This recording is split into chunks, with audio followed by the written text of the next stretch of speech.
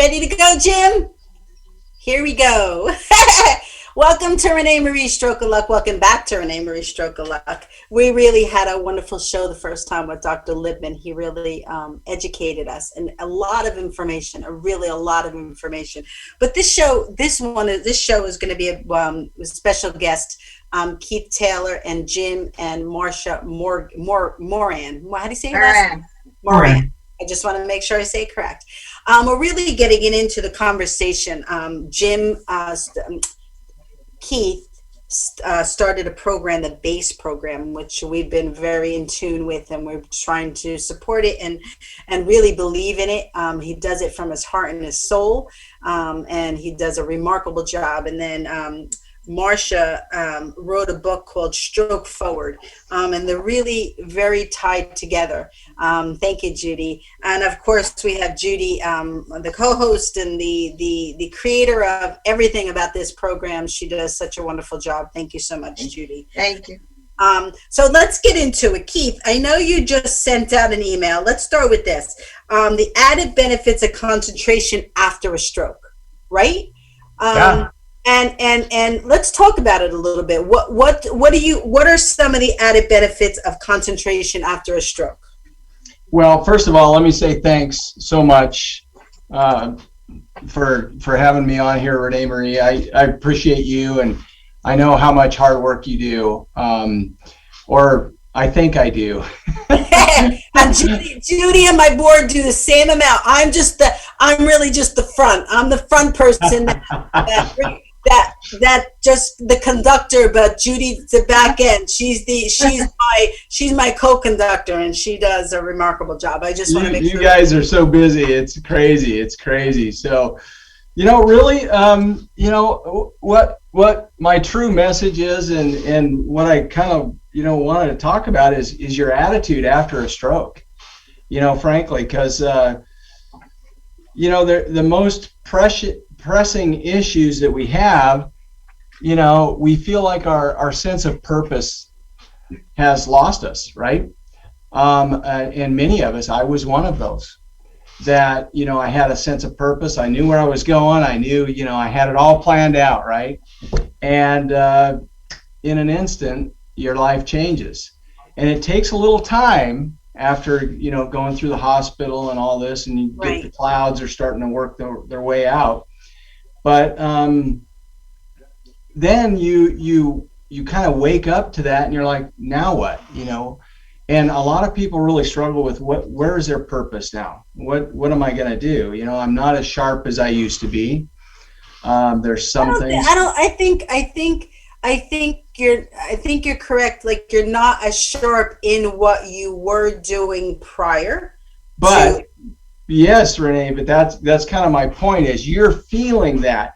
You feel that you're not as sharp as you were, and I know we just had Dr. Libman on here, and I would love to ask him as a neurologist, because I still hear from a lot of stroke survivors that I talk to out there, how much time did their neurologist tell them, they were going to, and that's a pet peeve of mine, is that the docs tell, or not in today's world so much. So let me preface that. Yeah. But that you got a year and a half, it's as good as it's going to get. Well, just hearing that from somebody that you respect and you look up to, can put a damper on your growth, your own growth. Right. And I'm 30 years out, and I will guarantee you and can say with certain affirmation that every day you get better. Every day you get better. Every day you get better. If you choose. If you choose to work. Yeah. If you choose to work on yourself and continue to know that you can get better and continue to work at it. A lot of, and so that's kind of where I'm coming from. We get tired more easily, and there's a lot of things like that are happen, but it's in the choice that we have. It's your how you choose to respond. That's where my passion lies, Renee. I mean, it's like, a lot of people go through depression after stroke. I was one of them. I've talked to a lot of people who didn't go through it, but the majority of people do go through that, and it's because their life has been turned upside down, or has changed, and they don't know. Yeah, and the truth is, I my sister sent me to a therapist, because she, from an outsider, saw me as depressed. I didn't feel it. I didn't know. I was just living my life. I didn't know how combobulated I was when I was speaking and Yeah. what I was saying. So it's important to have your loved ones or your support team around you be aware of what is needed. So you're bringing that. We spoke about this a lot, Keith, Yeah. that a lot of your program really has to gear towards the loved ones around them, the support team around them, because they have to learn what to look for and how to navigate it, right? Well, absolutely, and this was kind of the end of what I was going to talk about, but you bring it up now. One of the things that's happening in the world, and as I do a lot of coaching and stuff. Anyway, caregivers, it's kind of coming to the surface for me, at least, in what I'm seeing. The caregivers are starting to get the accolades and the appreciation that they so deserve. Whether it's a spouse or whether it's a hired caregiver or whatever it is, they need to be told how much we appreciate them, and they work their tails off. I'm sure that Jim, hello Jim, it's nice to meet you. Nice to meet you. Oh, you guys never met? No, we haven't. I'm sure that he can attest, and it's no offense to Marcia, but my husband as well, or my wife as well. Did your wife know about that? Get a little carried away. My wife, worked her tail end off, and gosh, I didn't give her enough credit, really. And so I think that's a big deal too, Renee, that I wanted to bring up. But we can choose to respond in different ways, right? We can be upset and we can be depressed, which we are going to be. But we can choose to start working on those things and being happy, and choose our own attitudes each day. It may not seem like it at the time, but God didn't take you from this world, right? And you're still here. And so, if you choose to be positive about it and go through the work that it's going to take, I know it's not going to happen overnight. I still go through times when I'm not happy, and I'm sure all of us can say that. Anybody in the world can say that.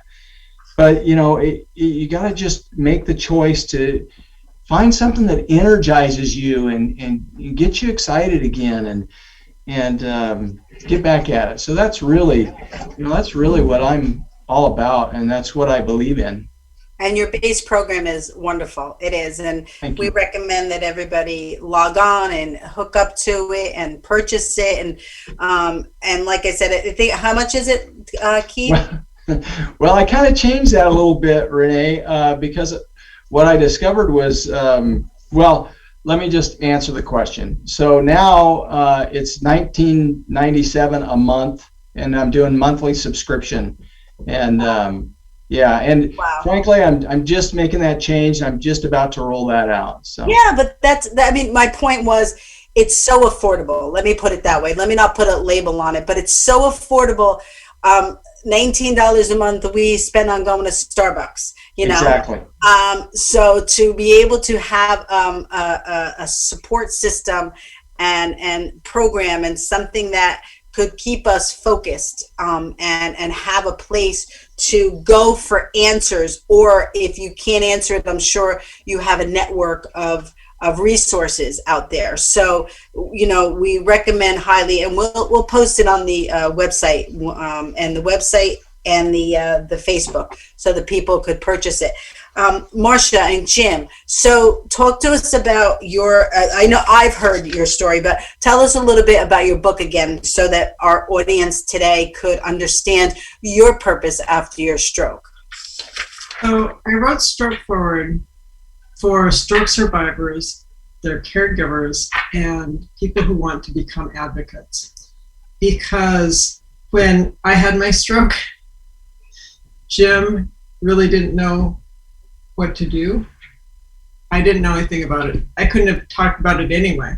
So I decided to do a little pamphlet on what we did so people would have at least an inkling of, oh, I could look at this, this, and this. Right.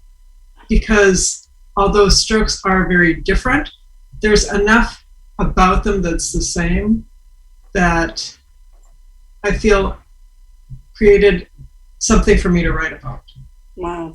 And Jim, what are some of those things that you did? What were some of the things that you believe are universal that that we could support families and loved ones that are experiencing their loved ones having a stroke right now? So I'm going to piggyback on something Keith said, which is as the person is going through recovery, the best part that a caregiver can do is just continue to give them on a daily basis hey, you've done this kind of an improvement. You're doing so well.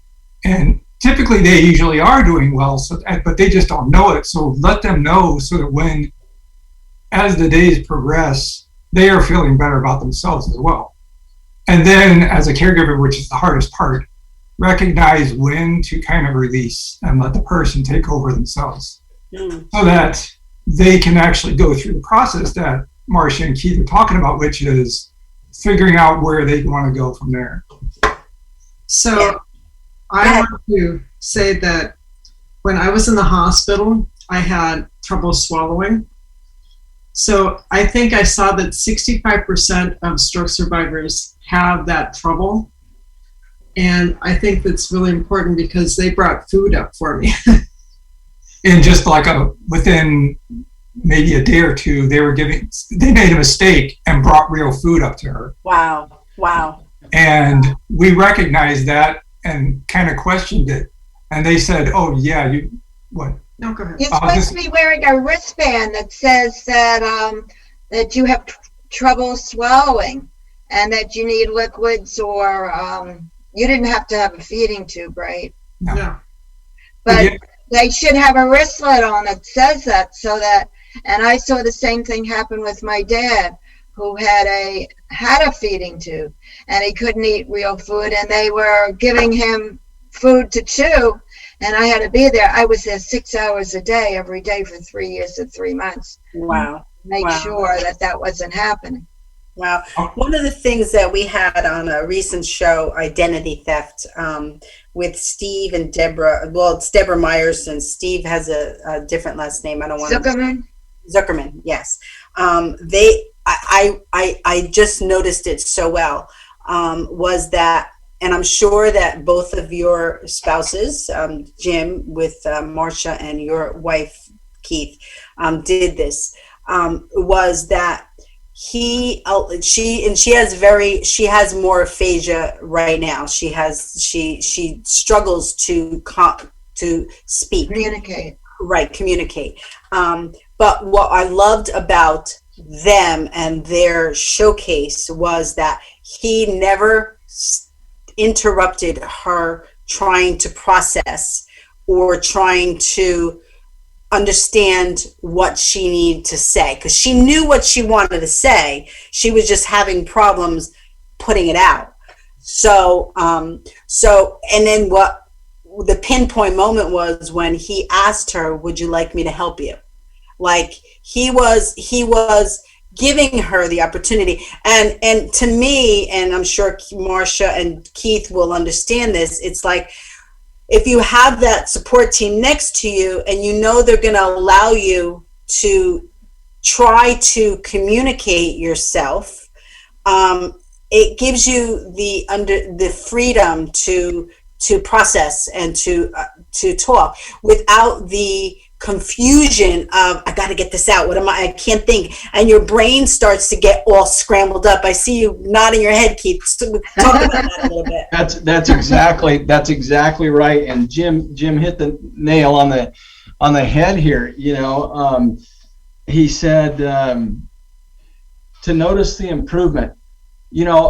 So many people, so many caregivers want to talk for the stroke survivor to help them. It's their nature. They want to help, but right. Unfortunately, it really can limit the abilities of their growth in that way. And this is, everything that I'm saying, of course, is my opinion. However, it comes from, and so the other thing that Jim was saying was, I put down talk and release. I'm not sure why I said that, but he's right on the money. You've got to be, and you too, Renee, you got to be able to notice when that person is talking, and then if they get to a point, they'll look at you and they'll ask you in their way for help. Right. But it's so critical, and I'm seeing more and more of that happen now today, because in the first stages of mine was 10 years ago. I saw people just, stroke survivors just get ran over by their caregivers, and it's unfortunate. Yeah, it's true, because I had mine many years ago, and I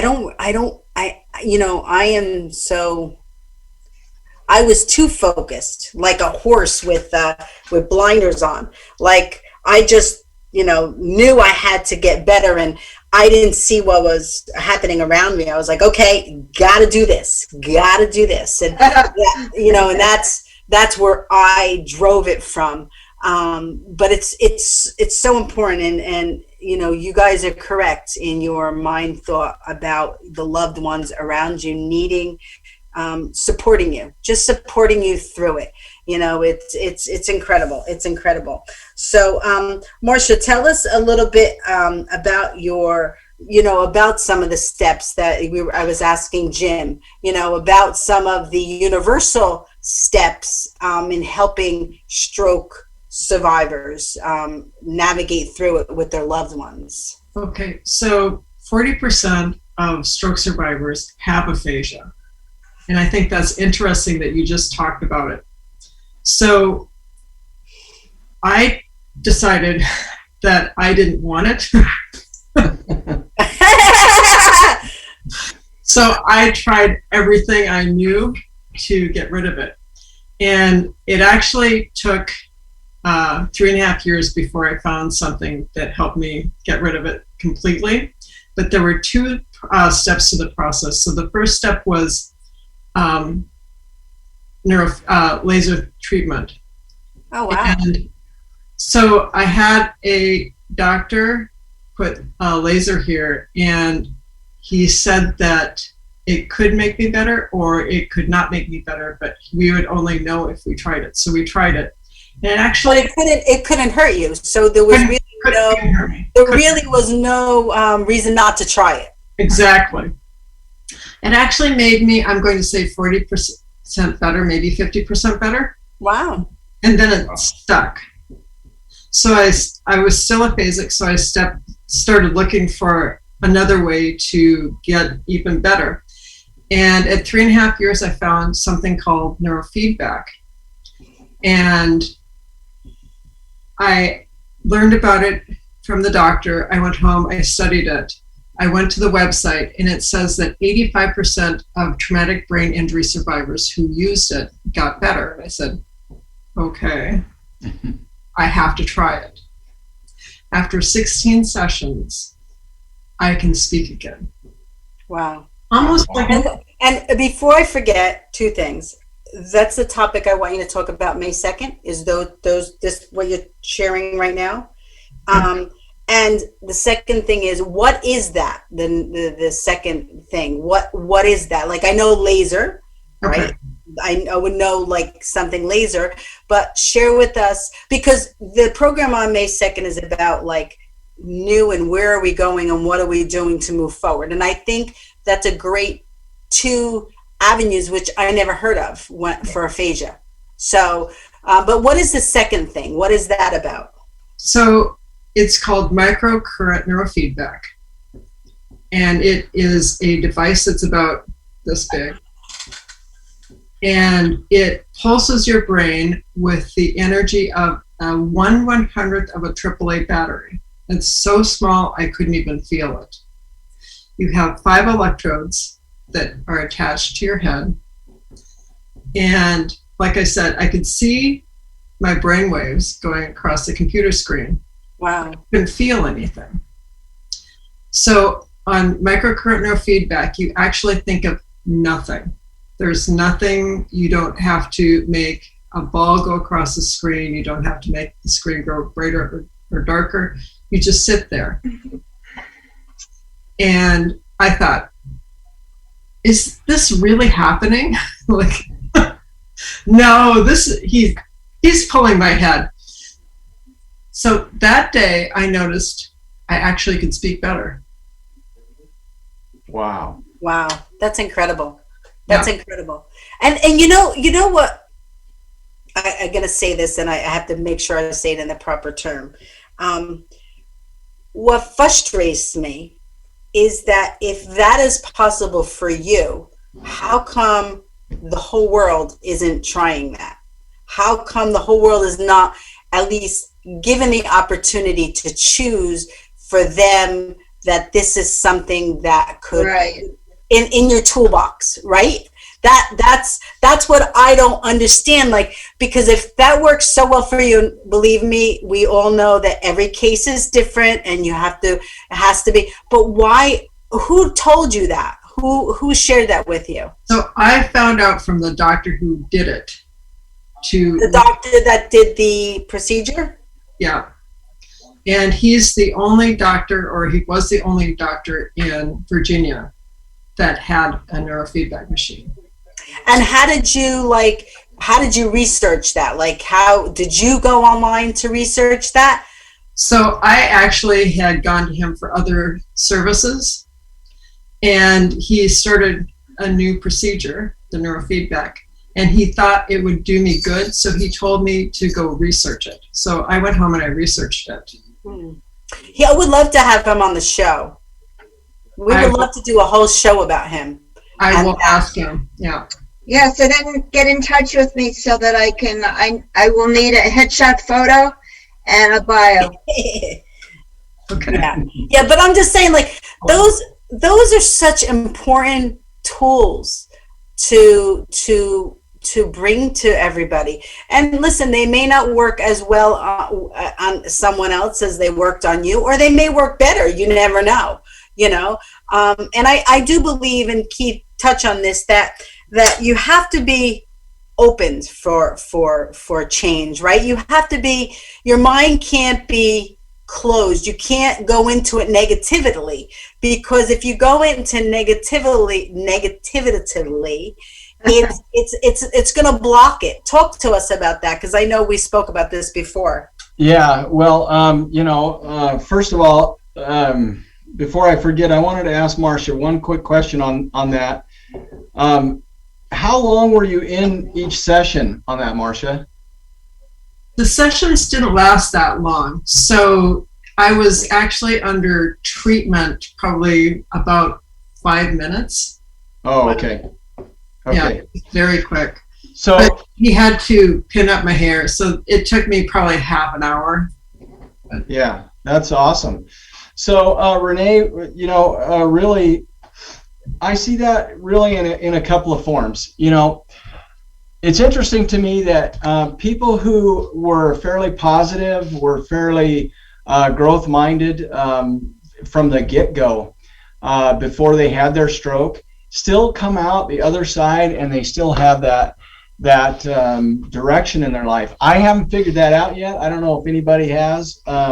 I've worked on that a little bit, and I don't know what that is. What's that? What are you trying to figure out? What is it that you're not sure of? Well, so let's say that somebody who is kind of a go-getter, for lack of a better term, somebody who is motivated, they're positive, they're that kind of a person, when they have a stroke, it takes a little time, but then they come back out and they're that same way. Right. It's an interesting thing to me because, our brains get damaged from our stroke, and we have to rebuild, a ton. I don't know if it ever goes away. However, it's that attitude portion that I'm talking about that seems to stick. And I don't have an answer for it. I'm trying to do a little more research on that. But at any rate, that's kind of my answer to what you were talking about. The other thing is, you just have to decide. No one can do it for you. No one can make that decision for you that you want to keep living, you want to grow. I have words that come to my mind that sometimes flow out of my mouth that I get angry about when somebody hears you got a year and a half is as good as it's going to get, and you respect that person. That drives me absolutely crazy. So that's a good topic for a show. Okay, definitely is, because we are living proof that that's not true, right? That's right. Many doctors say that. Many surgeons say it. It was even said to me when I found out who my father's surgeon was, who my father's doctor was. Negativity. Yeah. We can't have that. Well, and immediately. And what happens, Judy, is we respect these doctors so much, and rightly so. They're very sharp. Look at Dr. Libman. What an incredible guy. I loved him. I'd love to have you connect us if you can. Yes, I will. Absolutely. Or Judy, yeah. But at any rate, I think he was a fantastic guy, and I wanted to ask him that question as I was sitting here listening, because I don't know if it's a training that they got, some of the older neurologists, and they just have stayed with that. It's none of my, it is my business. It drives me crazy. What's a specific question you want to ask Dr. Libman? Because what I'll do is I will clip it and send it to him, and that's the way we'll connect both of you. Awesome. So my question is this: why do we hear from some neurologists that we have a year to a year and a half to get better, and that's as good as it's going to get? Because I don't believe it, and I'd like to hear why that was said, and it probably isn't being said today in the newer, people who are still taking training. It's been proven. However, why is I ask so many stroke survivors that question, because it is a craw in my, whatever you want to say. And I've heard many stroke survivors say that their doctors have said something like that. And that puts a damper on us, right? My point is just what you just said, Renee. It's that we highly respect the neurologists, which we should. But for them to tell us something like that, then we take that in as gold, and we put all of our eggs in that basket. It's totally not true. And then that's where the depression can come from. Right. Because, for a guy like me, business owner, was going, and hearing that, it was like, wow. Yeah. Jim? So I kind of experienced the same thing, but I think the issue is that, as Renee mentioned earlier, some doctors can speak better to people than others.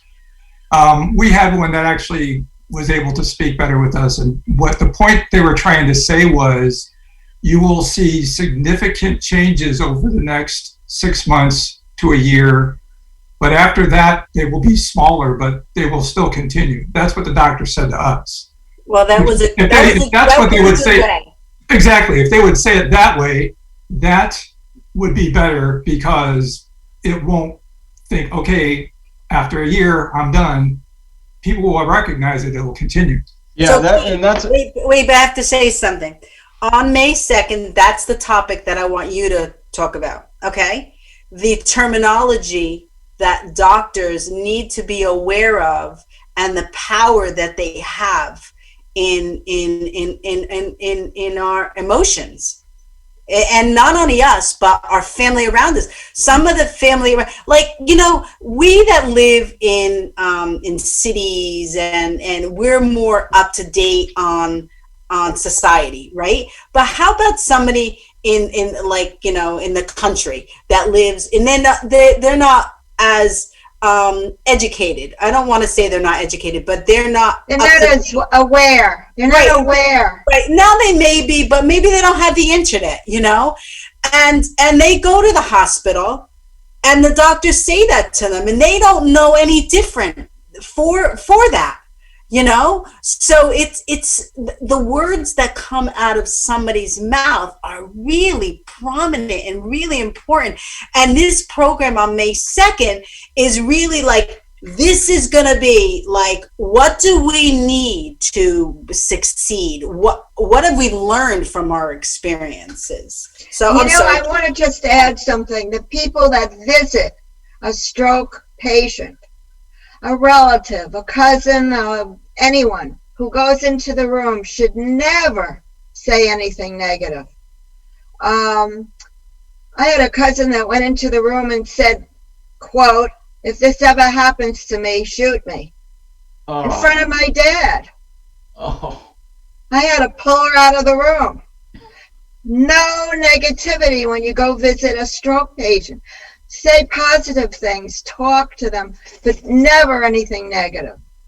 And I think that's really important for the caregivers, because I know that Jim was always positive to me, but I think after he left the hospital,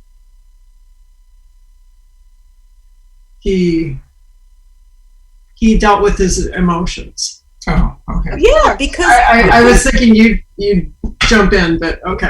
No, I know where you're going. Well, you know, like just my life, right? You know, I'm a single woman, right? I have 2 kids, I have 2 grandchildren, I work, I deal with the stroke world, my foundation. I deal with a lot of stuff. And a lot of times it's not so positive, like I just experienced. I don't want to get into it, but, you know, it's just, so I need to know I have a support team around me. You know, I do have a confidant. I do have my counselor, Cindy Piccinini, who is wonderful. You know, I need prayer. That's, you know, she's a professional counselor, but, you know, we pray through it. So I know that I needed to set myself up like that in my life. You know, I have a financial counselor. I have, you know, so I have a whole network of people around me. Jim, did you have that? Because we need to go somewhere to help ourselves to be able to be successful in our support of our loved ones. So yeah, it's funny you should mention that. So I kind of look at our groups of friends and family, I guess, in 3 different groups. So there was like the one group of friends that were from this part of our life, and then there's the friends from this other part of our life, and then there's the family sides. So I went to one person within each of those groups and said, I want you to be my focal point to that group, because I don't want everybody coming to me asking, how's Marcia? Can I do something? It's like, I want you to be my focal point, and, you know, let me know if there's anything there that I can provide you to help answer the questions. But I didn't want to be bombarded because my focus was her. Right. Yes. Right. That's great. That's wonderful. That's wonderful.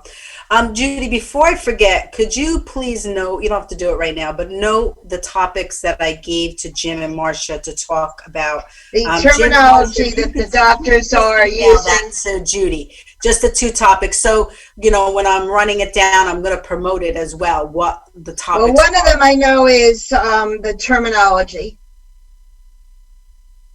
Well, she could, yeah, but they'll send it to you. They'll send. Oh, all right. Okay, you're gonna send it to you. Only because when at the beginning of the show, and I want people to know, like, this are the topics that each individual is going to pinpoint talk about, and so that we have a general layout for the show, so I think it's really important. So what did you, Judy, did you want to say something? I'm sorry. No, I just said that one of the topics was the terminology that the doctors use when they that's meet key. the caregiver, and they say it's only a year or a year and a half, and that's it. Yeah. What was the other one? Do you? And Keith, before I forget, I want you to describe, like, talk about what you said, like give an example of that and what the question is, and then talk about the importance of why we think it's important to be encouraging and to not put a damper on recovery, because recovery is forever. Okay, so you talk about it now. Go ahead. Yeah. So to answer the question this way, when I had my stroke and I had my follow-up with my neurologist, I had both my business partner and my wife were in that room. And I'll be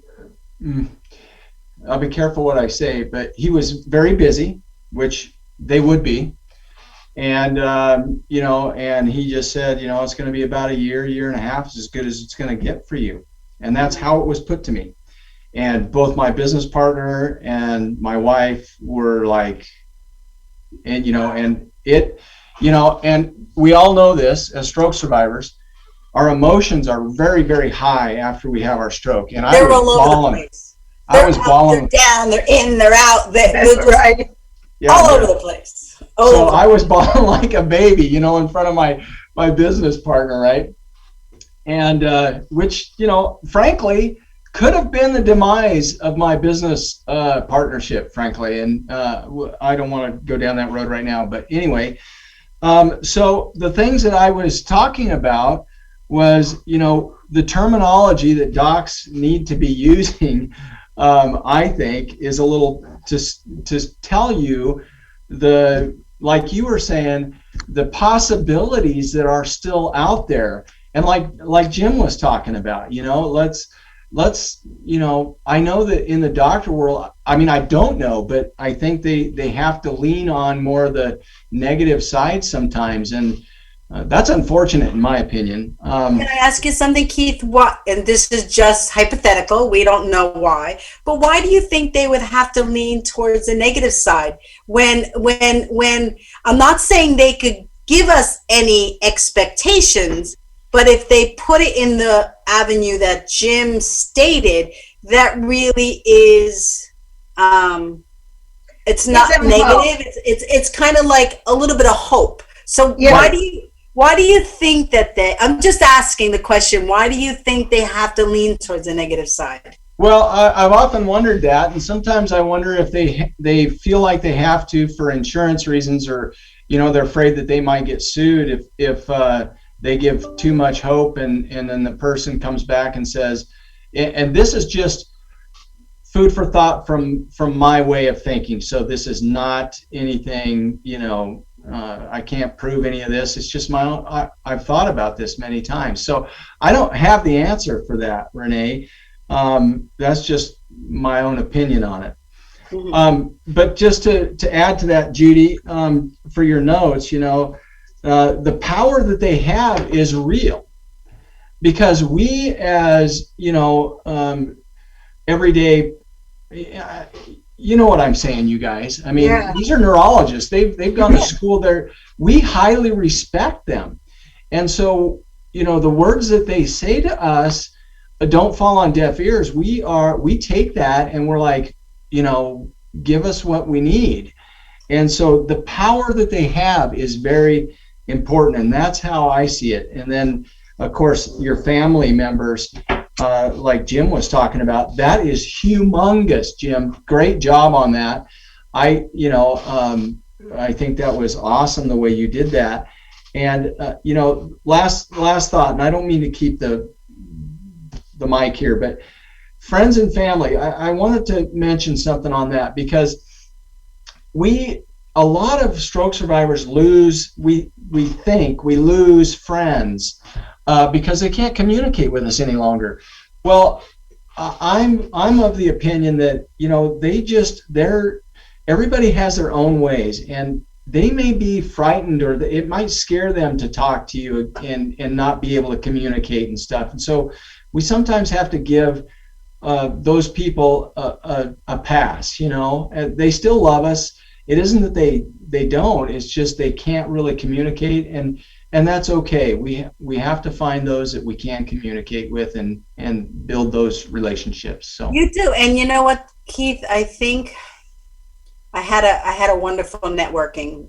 I had a wonderful team around me. You know, my ex-husband, my children's father, I should say, my sister, my father. I had a wonderful team, but there was a point that it became there was no more that surrounding team could provide so that I could grow a little bit, and that's why, you know, God took me out of this wonderful job, gave me a job in Wanacue, and that's when I met Dominic Cortellessa, who we're praying is going to be on this May 2nd event, because, you know, sometimes you need different voices, and it needs to come in from a different way, because as people, we kind of get complacent and comfortable with the voices around us, right? So we get comfortable with them. So I needed someone that was like, hey, you know, like, oh, like, you know, like there's a new voice in here, and I had a new surrounding of team around me, and I think it was Nicole last night that spoke. No, it was a book I want to read about really the people you surround yourself with really play an important that part is so true in recovery, you know, and there's, and one more thing I wanted to say to what you were talking about, Keith, is I think the medical field is changing their perception a little bit. I think that when it used to be like you go to the heart doctor, you're just worried about the heart. You go to the stroke neurologist, they're just worried about your brain, you know, your neurologist. And you go to the foot doctor, just worried about the foot. But now hospitals, I believe, are looking at your body as an overall component, right? They're bringing in different factors. So I really think that they should, and they are thinking of looking at us like that. But an important aspect of that is to make the world aware that we have a right to, as family members, and Jim is one of them, to ask questions and to not kind of go with them if it doesn't sound right to them. That's 100% right. And to get a second opinion if something doesn't sound right. And Judy fired a doctor because he wasn't going down the road that she wanted for her father. I just met him, and he's telling me, your father's going to die in a few days. There's nothing I can do. I said, yes, there is. You're fired. Jamie wanted to say something. I saw you. Well, I was going to piggyback on what you were just talking about to answer a question you had for Marcia earlier on, which is why people don't know about the neurofeedback.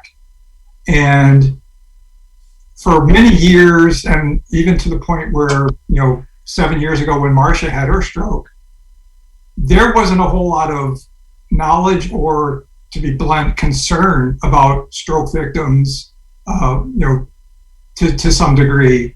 I kind of look at it when Marcia when she had her stroke, the whole stroke focus was in like its infancy. And I've seen that over the past 7 years, it's grown. It's still kind of in its adolescence, I would say. But it has grown to where there's a larger focus and knowledge about strokes. And I'm hoping that it'll continue to grow so that, it reaches an adulthood where people, when they have the strokes, everybody knows what to do and who to go to, and the medical field will have the answers. And I think things like what Keith and Marcia are doing and what you're doing is one way that's helping them. Right, and I keep going back to May 2nd because it's really good, but it's like us all coming together. Yes. Keith's not working alone. Marcia's not working alone. Judy and I are not working alone. We're all in this together. How can we better together the stroke world? How can we? And what are we doing to better it? And doing it together is how the medical field is recognizing that I need to focus more on helping this group of people. Yeah, because and amen, Jim. Because a couple of things that you touched on was that we are growing. Things are coming better, and when I talk about what I was talking about, the neurologist said, I'm seeing more and more neurologists who are graduating, they're getting better. It's the ones who are continuing to educate themselves, which I can't even imagine. But those guys and gals are getting that message, and I think you're right on the money with what you're talking about. So thank you for saying that. And anyway. And it's important that we, as stroke survivors, share with them what we've experienced.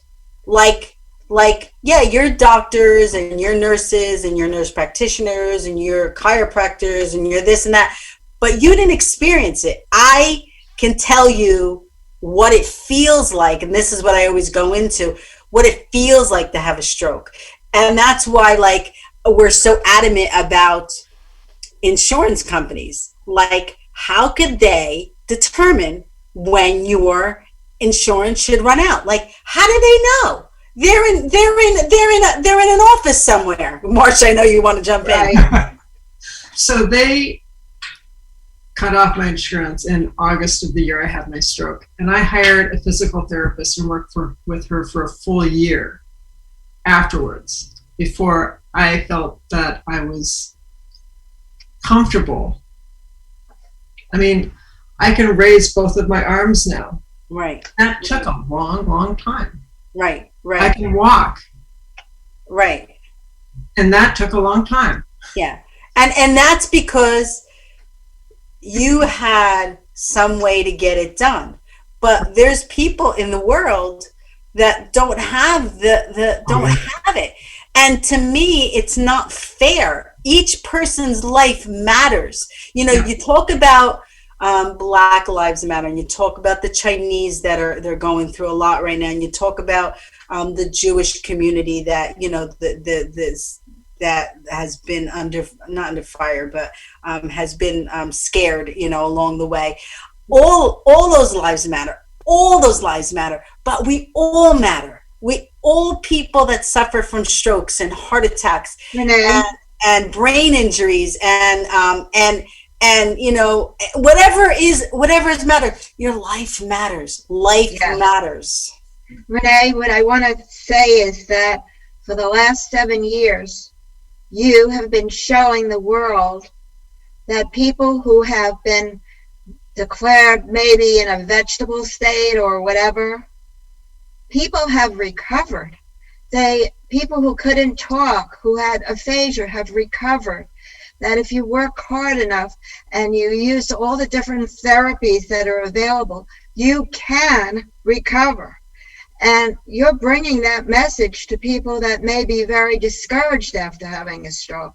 And that's so important. You play a huge part in it. I'm going to piggyback that because, Renee, you're like a lot of people who don't give themselves pats on the back, and I get that. Both of you, Judy, and I'm sorry, I forgot. Jenny? Rick. No. Jimmy. Oh, Jim in the studio. Yeah, studio. Jim. You guys are doing something that matters. And you are making a difference. And it's kind of like a stroke survivor who, is working his way and might get discouraged because he doesn't see the growth that's actually happening in his life or her life, because you're so focused on today, you're so focused on what I'm going to do. And there is growth. You've got to, as caregivers, I like to encourage caregivers to make sure you're telling your stroke survivor, wow, a week ago you were only doing this, you're making progress, because that progress. And so Renee, you are making huge progress in this community, and I want to thank you personally for that, and just let you know that it is appreciated. Thank you. But our work is so far from like, we are on a roll. We're not stopping until we get there. So we don't have time to celebrate. Although I will tell you that our telethon is usually our big blowout, like shebang, like where we celebrate with music and love, and just really, really bring together everybody that has been on our shows, and our network has really grown so tremendously, as you could see on the May 2nd. Like Judy, we wrote up a list and she went out and she got everybody, and everybody just said yes, and thank you so much for the confirmation. And and that's what I said. If you watch the telethon, that's what I said on at the beginning with Dr. Beculus, who really gave us kudos, and Mark McEwen. That we have those people working with us is really a testament to us getting somewhere. Like they're noticing that we're in this and we're not going away. So you either join us or we're going anyway, and that's something I learned from Dominic Cortellessa a long time ago. He, I would say, well, how come they're not calling me, and how come? And he said, just keep going, just keep moving, just keep moving forward, because one day they will hook on. And everybody has hooked on now. Everybody knows we're in this for to better the stroke world, because I'm sure that Marcia and Keith agree with me that we have a second chance. We have a second chance at not only being alive, but to be able to sit here and talk with each other, because a lot of stroke survivors can't communicate so well and are in wheelchairs. And I see you want to say something, Marcia? So I have a completely different purpose now than I had before my stroke.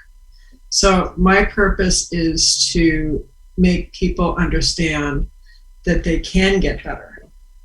Maybe there are new methodologies out there that they can research. And I am grateful for my stroke because it changed the way I think about what's important. So this is the most important thing here. Yes, he is. But I was a workaholic before. Yeah. So it totally changed my perspective on what I want my life to be. Wow. It's incredible. And we love to hear those stories. And thank you so much for acknowledging, the work we're doing. We do hear you, and we love you guys. And we're so happy that you're on our team as well. And we're moving forward to really